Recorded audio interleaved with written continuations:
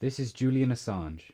He has been held in Belmarsh prison for 1,743 days for doing precisely what I and many other news presenters do every day, trying to tell the truth. We look at the latest from the USA's vindictive campaign against him. We also report on the Horizon scandal, Gaza, the state of the left in advance of the upcoming general election. I'm Harvey John. Welcome to the Critical Mass News Review.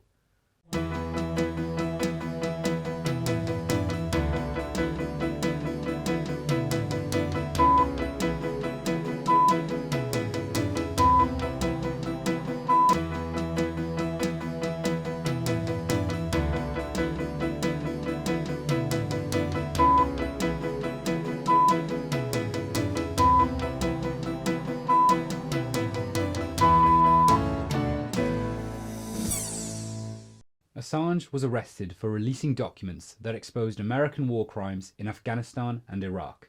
He has been in Belmarsh Prison, a high-security prison reserved for inmates considered threats to the public, since 2019. Next month, Assange will be brought before the High Court in London to face extradition proceedings brought by the United States. If sent back to the States, he will face the rest of his life in a maximum security prison. This is a clip of Assange's wife Stella receiving an award on his behalf from the European Parliament in 2022. He's suffering profoundly.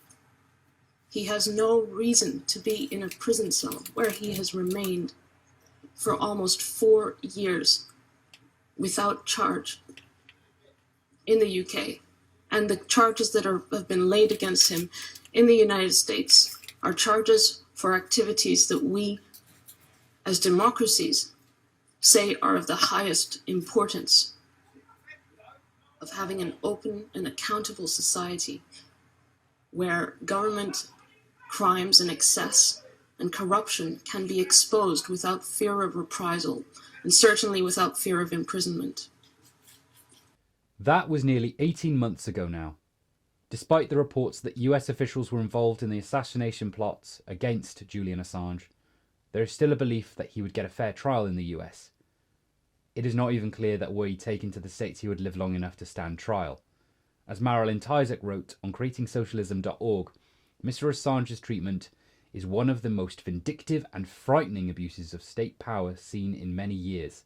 The United States of America has shown a relentless thirst for revenge for his decision to publicize details of their war crimes in the Middle East.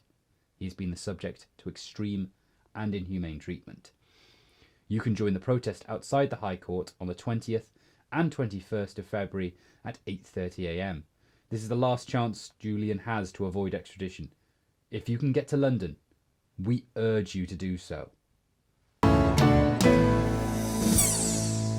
Unless you have been in a coma or living on a deserted island, it is unlikely that you are not aware of the Horizon scandal which was dramatised by ITV concerning Mr. Bates versus the Post Office.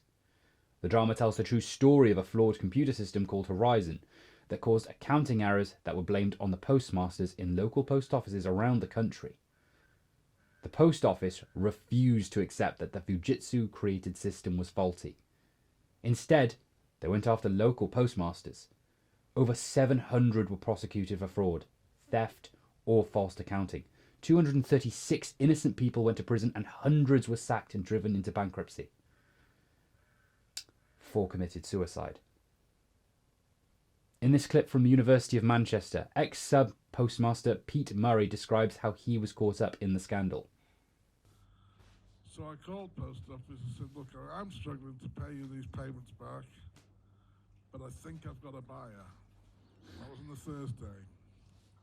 Another thing I should point out is when Post Office do a standard audit, as in when you're starting work there, just one person comes along because that's all it takes to count the stamps, count the stock, count the cash, check it off against the system.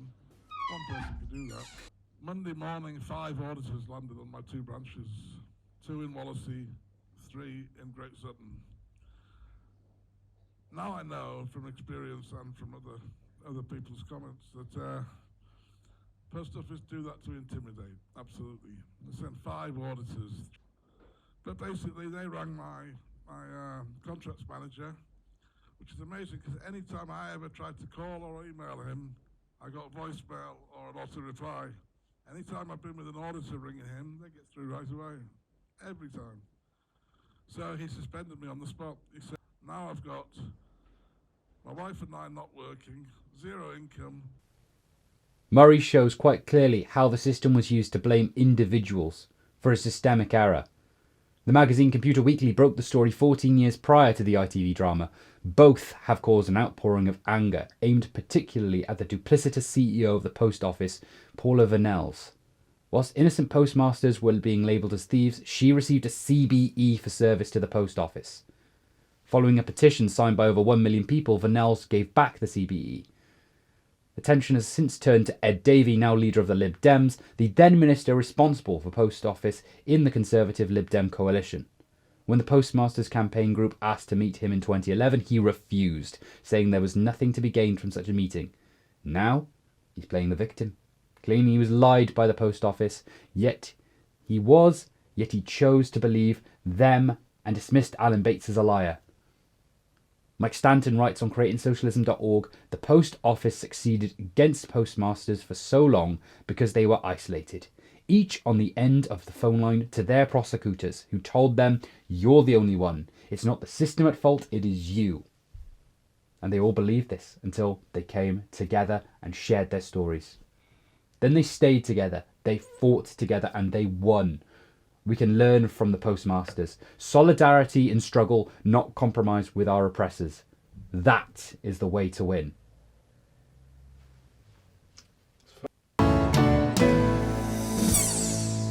We return now to Gaza, where the number of Palestinians killed by Israel now stands at over 25,000. Around 250 people are killed every day. It is worth comparing this with the death rate in Ukraine, where around 10,000 civilians have died. But this has taken almost 2 years. The death rate in Gaza is death on an industrial scale. It is against this backdrop that South Africa brought a case of genocide against Israel to the International Court of Justice. These proceedings may take several years before a ruling is made by the court, but despite this, South Africa has asked that the court implement provisional measures. These include Israel suspending military activity and ending the destruction to preserve evidence of their crimes. We await a ruling by the 3 judges next week. The continued carnage in Gaza is slowly but surely falling off the news agenda of a media which seems to have no problem with genocide. Despite this news blackout, last week almost 1 million people marched through the streets of London, calling for a ceasefire. The UK and America have ignored these pleas and instead launched attacks on Houthi rebels from Yemen, who have been blockading Israel and preventing the movement of ships through the Red Sea. This, Sunak told us, was in self-defence, but we would ask you to take a good look in the English Channel. We can guarantee you won't find any Houthi ships there. This was simply an act of aggression in supporting an ongoing genocide. Impartiality means that in any conflict, you treat both sides equally. It's an impossible dream, as the media always takes sides. Not always in a cheerleading way, but often by subtle ways. They personalise one side whilst naming the other only as combatants, militants or terrorists. We saw this again this week as Sharon Aloni Cuneo was paraded for the press. Miss Cuneo was a hostage released along with her twin 3-year-olds after 52 days. Her husband remains a hostage. In this clip, she talks about her experience as a hostage going hungry. A lot of the times the girl were just crying, I'm hungry, I don't have anything. And I was crying with them, I'm sorry, I don't have food to give you, there is no food, I'm sorry. It was devastating to me. What is not acknowledged by Cuneo or Israel is the reason she was hungry was because her government refuses to allow food aid into Gaza. Human Rights Watch reported in December that Israel was deliberately using starvation against Gaza. This itself is a war crime. This is not an accidental byproduct of war. It is a deliberate policy confirmed by a number of senior Israelis, including the Defense Minister, the National Security Minister, and the Energy Minister. The only way to get Sharon Aloni Cuneo's husband released is for an immediate and lasting ceasefire. Unfortunately, like too many Israelis fed a diet of anti-Arab hate by politicians and media, all she sees is an enemy who needs wiping out.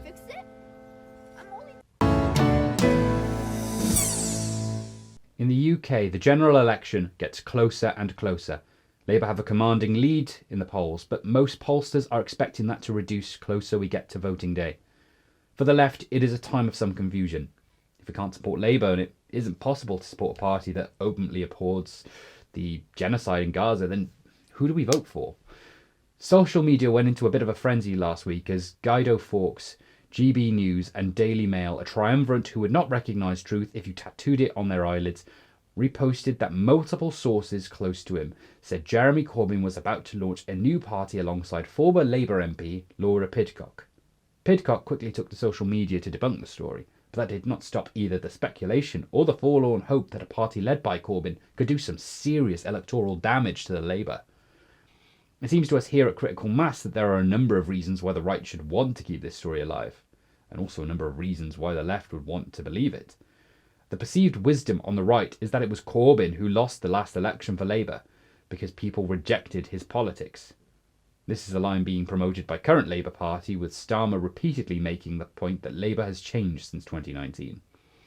We'll see whether the electorate agree with him when he manages to get the 12 million votes that Corbyn received in 2017, before Labour's right stabbed him in the back, front and side with a concerted campaign to undermine his credibility, as we can see in the Ford report. Of course, Starmer never mentioned that Labour has not changed a bit since 1997, except in as much that it was possible in 1997 to believe that Blair was a socialist just playing it clever. Nobody would accuse Starmer of being a closet socialist.